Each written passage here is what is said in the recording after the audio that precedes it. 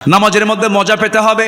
দুজন সাহাবী আব্বাদ এবং আম্মার, নবীজি দুজনকে সীমানার প্রহরায় নিয়োগ দিয়েছেন।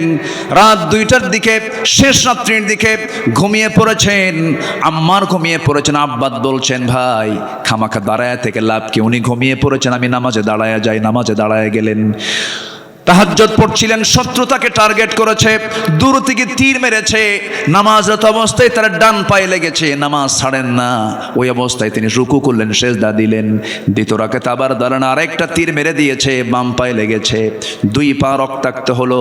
রক্তের ফিঙ্কেটে গিয়ে ঘুমন্ত সাহাবী আম্মারের গায়ে লাগার সঙ্গে সঙ্গে ঘুম থেকে জাগা পেয়ে বলছেন, আব্বাদ কি করো, শত্রু তোমাকে টার্গেট করে ফেলেছে। কোনো কথা বলছেন না।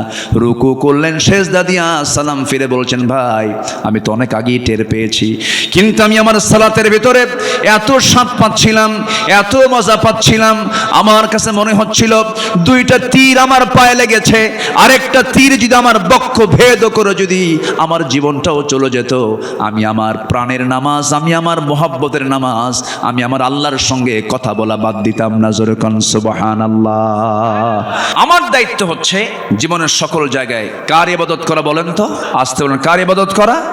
আর সেই ইবাদত কবুলের জন্য 10টা শর্তের 1 নম্বর শর্ত হলো আমরা মুনাফিকি বাদ দেব। জোরে বলি ইনশাআল্লাহ। নাম্বার 2 হলো সকল ইবাদত কবুল হয়ে যাবে, নামাজে অলসতা ত্যাগ করতে হবে, অলসতা বর্জন করতে হবে। আল্লাহ রাব্বুল আলামিন বলছেন, বান্দারে আমার জান্নাত পেতে হলে অলসতা পরিহার করে তোমাকে কেমন নামাজ পড়তে হবে। ওয়াল্লাযীনা হুম আলা সালাওয়াতিহিম ইউহাফিযুন উলাইকা হুমুল ওয়ারিসুন الذين يرثون الفردوس هم فيها خالدون। জোরে বলুন আল্লাহু আকবার। যারা নামাজের ব্যাপারে যত্নশীল হবে, নামাজের ব্যাপারে যারা অত্যন্ত যত্ন করে যারা নামাজটা পড়বে, ফজর আজান যখন হয় তার একটু আগ দিয়ে, যে সময় ফজর ওয়াক্ত হয় না, এই টাইমটা খুব গুরুত্বপূর্ণ টাইম। আল্লাহ পাক এই সময় ফিস সামাঈদ দুনিয়া, দুনিয়ার আকাশে চলে আসেন। আলা মিন মুস্তাগফিরিন ফাগফির আলাহ, কোন ক্ষমা প্রার্থী আছে আমার কাছে ক্ষমা চাবে, মাফ করে দেব। ওই সময়, ঠিক ওই সময়টা আবার শয়তানও চলে আসে বান্দার শিয়রে, এসে বলে, আলাইকা লাইলুন তাবিল, আলাইকা লাইলুন তাবিল, তোমার জন্য রাত বড় লম্বা, ঘুমাও ঘুমাও। ওই মাথার চুলের মধ্যে সে তার নখ ঢুকায় দেয়, তার আঙ্গুল ঢুকায় দেয়, বলে ঘুমাও ঘুমাও। ওই সময় শয়তান 3টা গিট মেরে যায়। ওই 3টা গিট যদি কেউ ছোটাতে চাও, রাসূল বললেন 3টা আমল করবে। সেই সময় তোমার আমল হলো মুনাফিকের কাতার থেকে তোমার নামটা যদি মিশে নিতে চাও, ওই সময় তোমার 3টা কাজ, 3টা গিট ছোটাবে। 3টা কাজের মধ্য দিয়ে, 3টা আমলের মধ্য দিয়ে নাম্বার 1 হলো নিজের পিঠটা বিছানার সঙ্গে থেকে তুমি উঠায় নিবা, পৃথক করে ফেলবে, 1 নাম্বার গিট চলে যাবে। নাম্বার 2, নামাজের নিয়তে ওযু বানাবা, তোমার 2 নাম্বার গিট ছুটে চলে যাবে। এরপরে নামাজের নিয়তে তুমি ওযু বানায়া মসজিদের দিকে রওনা দেবে, কদমে কদমে নেকি লেখা শুরু হয়ে যাবে, নামাজে দাঁড়াবে, নামাজটা আদায় হয়ে যাবে। 24 ঘন্টা শয়তান তোমার কাছে আসার সাহস পাবে না। জোরে কোন সুবহানাল্লাহ। আমার বন্ধুগণ, নামাজটার ব্যাপারে আমরা যত্নশীল হব। জোরে বলি ইনশাআল্লাহ, আরো জোরে বলি ইনশাআল্লাহ। নামাজের মধ্যে মজা পেতে হবে। দুজন সাহাবী আব্বাদ এবং আম্মার, নবীজি দুজনকে সীমানার প্রহরায় নিয়োগ দিয়েছেন। রাত 2টার দিকে, শেষ রাত্রির দিকে ঘুমিয়ে পড়েছেন। আম্মার ঘুমিয়ে পড়েছেন। আব্বাদ বলছেন, ভাই খামাখা দাঁড়ায় থেকে লাভ কি, উনি ঘুমিয়ে পড়েছেন, আমি নামাজে দাঁড়ায় যাই। নামাজে দাঁড়ায় গেলেন। তাহাজ্জুদ পড়ছিলেন, শত্রু তাকে টার্গেট করেছে, দূর থেকে তীর মেরেছে। নামাজরত অবস্থায় তার ডান পায়ে লেগেছে, নামাজ ছাড়েন না। ওই অবস্থায় তিনি রুকু করলেন, সেজদা দিলেন। দ্বিতীয় রাকাতে আবার দাঁড়ান, আরেকটা তীর মেরে দিয়েছে, বাম পায়ে লেগেছে। 2 পা রক্তাক্ত হলো। রক্তের ফিঙ্কেটে গিয়ে ঘুমন্ত সাহাবী আম্মারের গায়ে লাগার সঙ্গে সঙ্গে ঘুম থেকে জাগা পেয়ে বলছেন, আব্বাদ কি করো, শত্রু তোমাকে টার্গেট করে ফেলেছে। কোনো কথা বলছেন না। রুকু করলেন, সেজদা দিয়া সালাম ফিরে বলছেন, ভাই আমি তো অনেক আগেই টের পেয়েছি, কিন্তু আমি আমার সালাতের ভিতরে এত স্বাদ পাচ্ছিলাম, এত মজা পাচ্ছিলাম, আমার কাছে মনে হচ্ছিল দুইটা তীর আমার পায়ে লেগেছে, আরেকটা তীর যদি আমার বক্ষ ভেদ করে যদি আমার জীবনটাও চলে যেত, আমি আমার প্রাণের নামাজ, আমি আমার মোহাব্বতের নামাজ, আমি আমার আল্লাহর সঙ্গে কথা বলা বাদ দিতাম না। জোরে কোন সুবহানাল্লাহ। নামাজের মধ্যে মজা পাওয়ার দরকার আছে না নাই? ইবাদত কবুলের জন্য 10টা শর্ত। মুনাফিকি বাদ দেব, নামাজ অলসতা বাদ দিয়ে দেব। নাম্বার 3 হলো আল্লাহ রাসূলের সঙ্গে চরম অবাধ্যতা, সীমা লঙ্ঘন যদি কেউ করে তার কোনো ইবাদত কবুল হবে না। ওয়া মাইয়াসিল্লাহা ওয়া রাসূলাহু ওয়া ইয়াতাআদ্দা হুদুদাহু ইউদখিলহু নারান খালিদান ফিহা ওয়া লাহু আযাবুম মুহিন। জোরে বলুন আল্লাহু আকবার। আল্লাহ এবং রাসূলের নাফরমানি করবে যারা, সীমা লঙ্ঘন করবে যারা, আল্লাহ তাকে আগুনে প্রবেশ করাবেন, সে স্থায়ী হবে, তার জন্যই রয়েছে অপমানজনক আযাব। সূরা নিসা আয়াত নাম্বার 14। এই জন্য অবাধ্যতা হওয়া যাবে না, অবাধ্য হব না। আমরা সবাই একমাত্র বাধ্য হব যার, তিনি আমার কে। আসতে বলবেন না, তিনি আমার কে বলেন? আল্লাহ। কি বাধ্যগত সাহাবী ছিলেন, ইমানটাকে লালন করেছেন। কি পরিমাণ ইমানের গভীরতা থাকলে পরে, কি পরিমাণ ইমানের অবিচলতা থাকলে পরে দুনিয়ার সব কিছু উজাড় করে দিয়েছেন, সব কিছু ছেড়ে দিয়া তারা ইমানটাকে লালন করেছেন, নবীর আনুগত্য করেছেন, আল্লাহর আনুগত্য করেছেন। এই মুহূর্তে একজন সাহাবীর কথা মনে হয়ে গেল। মক্কা এবং মদিনার ঠিক মাঝখান বরাবর তার বাড়ি। এই মক্কা মদিনার ঠিক মাঝখান বরাবর বাড়ি। ইয়াং টকবকে যুবক, বাপ জন্মের পূর্বেই মারা গেছে, জন্মের পরপরই চাচার কাছে মানুষ হয়েছেন সেই সাহাবী। নবীর দাওয়াত তার কানে গেল, কালেমা পড়লেন। চাচার কানে সংবাদ গেছে ভাতিজা কালেমা পড়েছে। সঙ্গে সঙ্গে চাচা ডাক দিয়ে বলে, তলব করে বলে, ভাতিজা শুনলাম তুমি নাকি দিন গ্রহণ করেছো। সঙ্গে সঙ্গে তিনি বলছেন, দিন তো একটাই, সেটা হলো কার দিন? কার দিন বলেন? আল্লাহর দিন। চাচা আমিও কালেমা পড়েছি, আপনিও কালেমা পড়েন। সঙ্গে সঙ্গে চাচা বলছে, তুমি কি জানো এটার ফলাফল কি হতে পারে? কি হবে চাচা বলেন?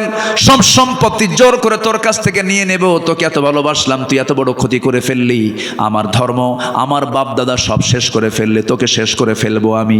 সঙ্গে সঙ্গে বলছেন, ও চাচা, সম্পত্তির আপনি হুমকি দিচ্ছেন, আমাকে জোর করে নিতে হবে না আমার কাছ থেকে, আমি বিনা শর্তে সমস্ত সম্পত্তি দিয়ে দিলাম, তবু আমি ঈমান হারা হব না, নবীর অবাধ্য হব না, আল্লাহর অবাধ্য হব না। ওয়া ইয়াসিল্লাহু ওয়া রাসূলাহু ওয়া ইয়াতাআদ্দা হুদুদাহু, ওয়া ইয়াসিল্লাহু ওয়া রাসূলাহু ওয়া ইয়াতাআদ্দা হুদুদাহু, সেই পক্ষে আমি যাব না, সেই সীমা লঙ্ঘন আমি করব না।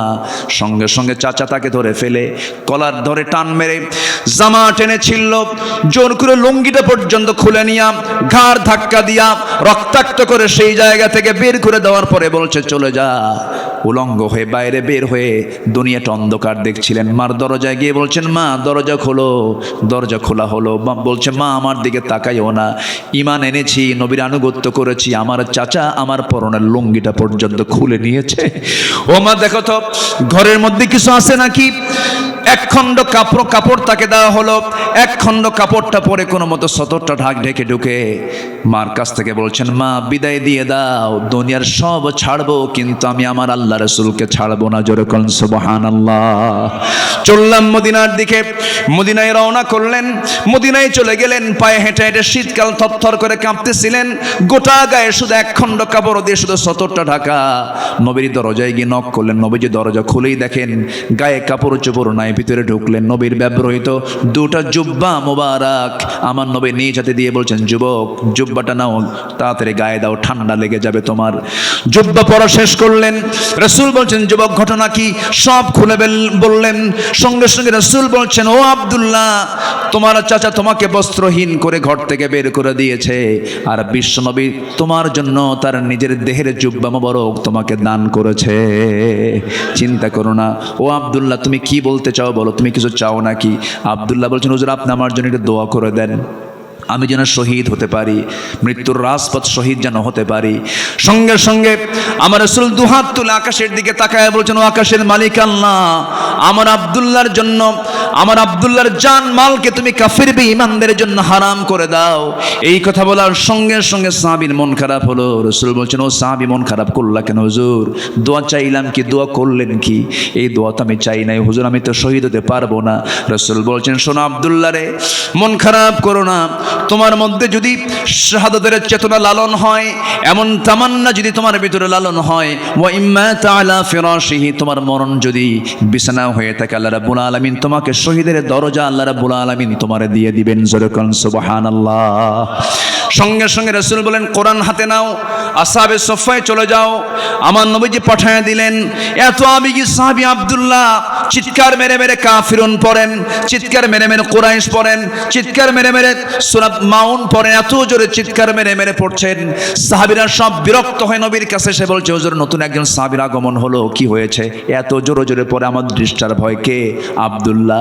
রাসূল কেঁদে ফেলে বলছেন, ও সাহাবীরা রে, আমার আব্দুল্লাহকে তেলাওয়াতে বাধা দিও না, কারণ আমার আব্দুল্লাহ আমার আনুগত্য করতে গিয়ে, আল্লাহর আনুগত্য করতে গিয়ে দুনিয়া সব বিক্রি করে আমার পথ সে ধরেছে। যেরকম সুবহানাল্লাহ। বাধা দিও না। আমার নবীজি মদিনায় থাকাকালীন যুদ্ধের ডাক চলে এলো। আমার নবীজি বলছেন, আমার আব্দুল্লাহ কোথায়? আব্দুল্লাহকে ডেকে আনো। সঙ্গী কুরনি জিহাদের ময়দানে ঝাঁপিয়ে পড়লেন। যুদ্ধ শেষ হলো, অভিযান শেষ হওয়ার পর তিনি ফিরে আসতেছিলেন মদিনার পথে।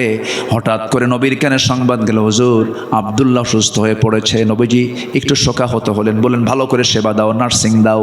3 দিন পরে ফাইনালি নিউজ চলে এলো, হুজুর অনেক চেষ্টা করলাম, আব্দুল্লাহ বাঁচল না, আব্দুল্লাহ মারা গেছে। আমার নবীজির চোখে পানি চলে এলো আর বললেন, ও আমার সাহাবীরা, আমার আব্দুল্লাহর জানাজার আয়োজন করো।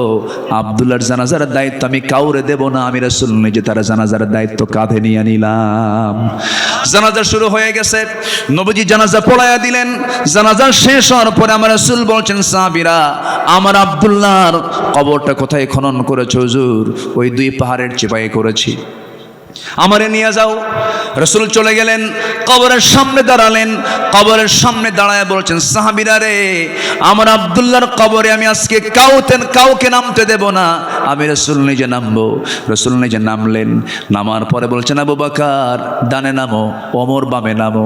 আমার নবীজি দুহাত আগায় দিলেন। দুহাত আগায় দিয়ে বলছেন, ও আমার সাহাবীরা, আমার কলিজার টুকরা আব্দুল্লাহকে আমার হাতে তুলে দাও। আমার নবীজি আব্দুল্লাহর লাশটা তিনি হাতে নিলেন। বলছেন, আবু বকর ধরো, ওমর ধরো। 3 জন মিলে কবরে শোয়া দিয়া নবীজি বুকের উপরে হাত রেখে বলছেন, আরশের মালিক আল্লাহ, এই মুহূর্ত পর্যন্ত আমি আব্দুল্লাহর উপরে সন্তুষ্ট আছি, রাজি আছি। তুমি আমার আব্দুল্লাহ, কলিজার টুকরা আব্দুল্লাহ রে মাফ করে দাও।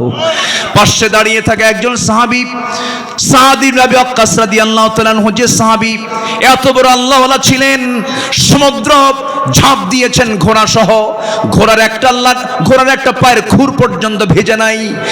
এত বড় আল্লাহওয়ালা একজন সাদ বিন আবি ওয়াক্কাস চিৎকার মেরে বলছেন, ও আকাশের মালিক আল্লাহ, আজকে আমি জীবিত সাদ যদি এই জায়গায় না দাঁড়ায় থেকে যদি ওই কবরের বাসিন্দা হতে পারতাম, জীবনটা বড় প্রসন্ন হতো, ভাগ্য আমার বড় খুলতো। কারণ যে কবরবাসীকে বিদায় জানানোর জন্য, যে কবরের মধ্যে পৃথিবীর সেরা 3 জন তাকে দাফন করার জন্য নেমে যায়। আমার বন্ধুগণ, এত সম্মান, এত ইজ্জত, এত মর্যাদা বাড়ার যে মূল কারণ, সেটা হলো নিঃশর্তভাবে ওই সমস্ত ব্যক্তিগুলো আনুগত্য করেছেন কার? দাসত্ব করেছেন কার? এবং একমাত্র আনুগত্য করেছেন মুহাম্মদ সাল্লাল্লাহু আলাইহি ওয়াসাল্লামের। নাম্বার 4 হলো ইবাদত কবুল হবে আল্লাহর সঙ্গে শিরক যদি না করি। নাম্বার 5, সামনে পেছনে যারা পরনিন্দা করবে তাদের কোনো ইবাদত কবুল হবে না। ওয়াইলুল লিকুল্লি হুমাযাতিল লুমাযাহ আল্লাযী জামা'a মালান ওয়া আদ্দাদা। নাম্বার 6 হলো আল্লাহকে ভুলে থাকা, মন্দ কাজের আদেশ করা। আল মুনাফিকুনা ওয়াল মুনাফিকাতু বা'দুহুম মিন বা'দ ইয়া'মুরুনা বিল মুনকারি ওয়া ইয়ানহাউনা আনিল মা'রুফ ওয়া ইয়াকবিদুনা আইদিয়াহুম নাসুল্লাহা ফানাসিয়াহুম ইন্নাল মুনাফিকিনা হুমুল ফাসিকুন। জোরে বলুন আল্লাহু আকবার। যারাই মুনাফিক তারাই ফাসিক। কে বলছেন? বলেন কারা কারা কারা বলেন। যারা মুনাফিক হয় তারা আবার কি হয়? তাহলে মুনাফিক যে হবে সে আরেকটা লকব পাবে, তার নাম কি? ফাসিক। সে কি হয়ে যাবে বলেন তো? ফাসিক। যে মুনাফিক সে আবার কি? ফাসিক হয়ে যাবে। নাম্বার 7 হলো শয়তানের যারা পদাঙ্ক অনুসরণ করবে, কোনো দাসত্ব কোনো ইবাদত তার কবুল হবে না।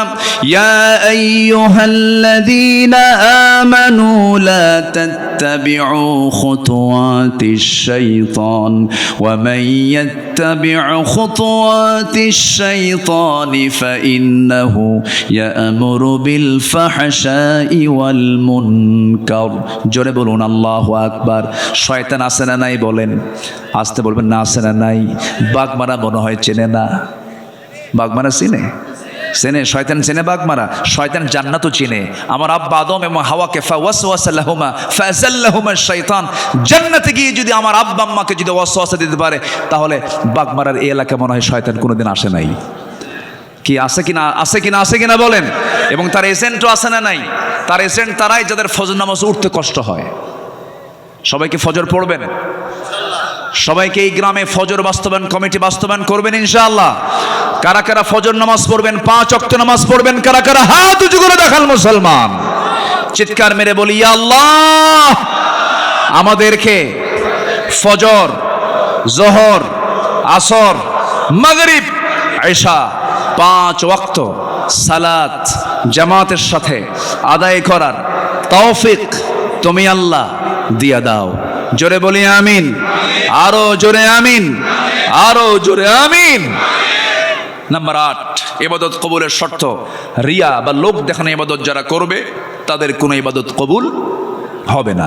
ইন্নাল মুনাফিকিনা ইউখাদিউনা আল্লাহ ওয়া হুয়া খাদিউহুম ওয়া ইযা কামু ইলাস সালাতি কামু কুসালা ইউরাউনা আন-নাস ওয়া লা ইয়াযকুরুনা আল্লাহ ইল্লা কালিলা। জোরে বলুন আল্লাহু আকবার। নাম্বার 9 হলো কুফরি যারা করবে তাদের কোনো ইবাদত কবুল হবে না। ইন্নাল্লাযীনা কাফারু লান তুগনিয়া আনহুম আমওয়ালুহুম ওয়ালা আওলাদুহুম মিনাল্লাহি শাইআ ওয়া উলাইকা হুম ওয়াকুদুন নার। জোরে বলুন আল্লাহু আকবার। সর্বশেষ হলো নাম্বার 10। যেহেতু সূরা কাফিরুনের ভিতরে আল্লাহ রাব্বুল আলামিন ইবাদত নিয়ে কথা বলেছেন, দাসত্বের কথা বলেছেন, ওই সমস্ত বান্দার দাসত্ব কখনো কবুল হবে না, ইবাদত কখনো কবুল হবে না। 10টা শর্ত যদি থেকে যায়, এই 10টা শর্ত পূরণ করলে পরে, বাদ দিলে পরে আল্লাহ রাব্বুল আলামিন কবুল করবেন। আল্লাহর সাথে মিথ্যা দৃঢ় অঙ্গীকার করে আবার তবজ্ঞার সঙ্গে যারা ভঙ্গ করবে, আল্লাহ রাব্বুল আলামিন তাদের কোনো ইবাদত কবুল করবেন না। আল্লাহ রাব্বুল আলামিন এই সবাইকে 10টা শর্ত পূরণ করার তৌফিক দান করুন। জোরে বলি আমিন। আরো জোরে আমিন। আরো জোরে আমিন।